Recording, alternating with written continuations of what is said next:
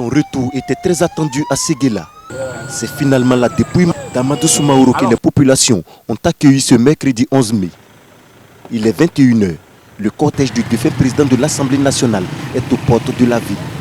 À l'accueil, les autorités municipales, les cadres du district du Woruba et les jeunes.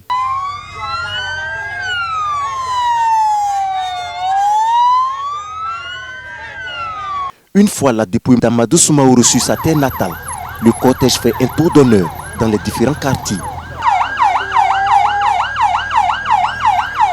Les rues des 5 grandes familles de Séguéla, que sont les Diomandé, Timité, Binati, Soumaoro et Bakayoko, sont parcourues. À chaque étape, que d'émotions.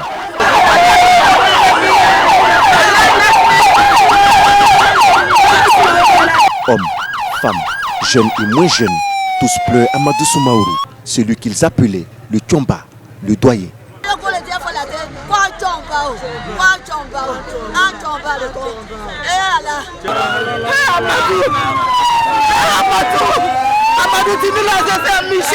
À l'arrivée de la dépouille à la mosquée de la famille Soumaoro, ce sont des populations abattues, submergées par la tristesse.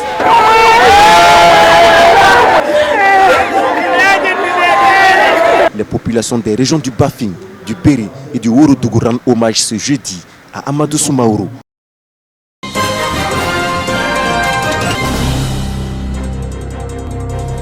Un studio radio implanté au stand du PNUD, le Programme des Nations Unies pour le développement.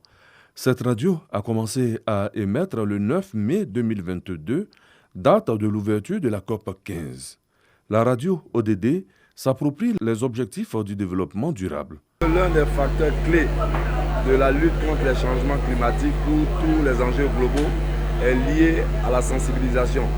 Donc avoir un média dédié aux objectifs de développement durable, je pense que c'est le média de facto qui pourra sensibiliser nos communautés et surtout la population sur les enjeux globaux qui sont liés à l'environnement et au développement durable.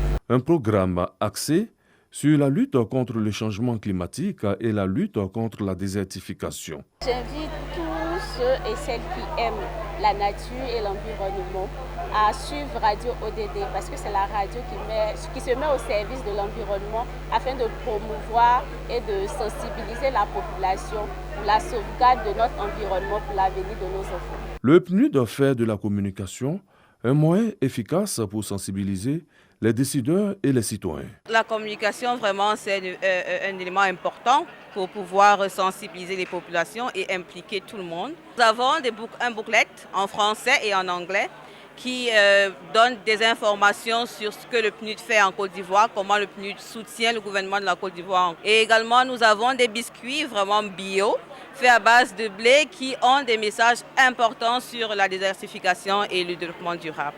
La COP 15 se referme le 20 mai 2022. La radio ODD, elle, va continuer d'émettre sur le net.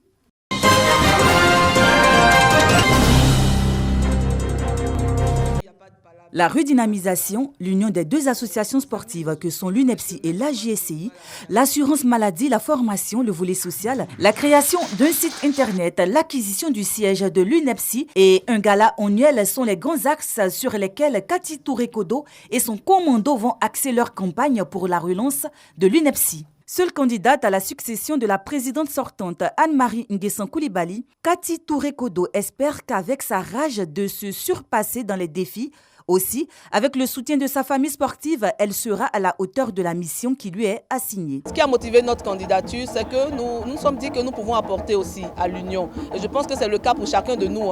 Chacun à son niveau veut apporter quelque chose. Donc nous, on s'est dit, nous allons nous lancer et puis essayer d'apporter notre pied à l'édifice, le temps que d'autres personnes viennent après pour pouvoir continuer le travail que nous allons essayer de mettre en place. Nous allons aller vers nos confrères, nous allons aller dans les rédactions. Nous avons déjà commencé par notre maison, dont nous avons eu la bénédiction. Et maintenant, nous allons pouvoir aller dans chaque rédaction pour pouvoir parler encore, développer encore sur notre programme. La campagne va s'étendre sur 10 jours et l'élection aura lieu le 21 mai à la Maison de la Presse du Plateau.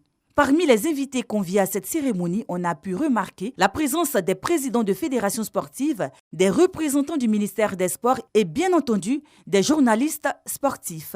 Des artistes sportifs comme Planche Cato et Cassionias ont égayé par leurs prestations les convives du jour.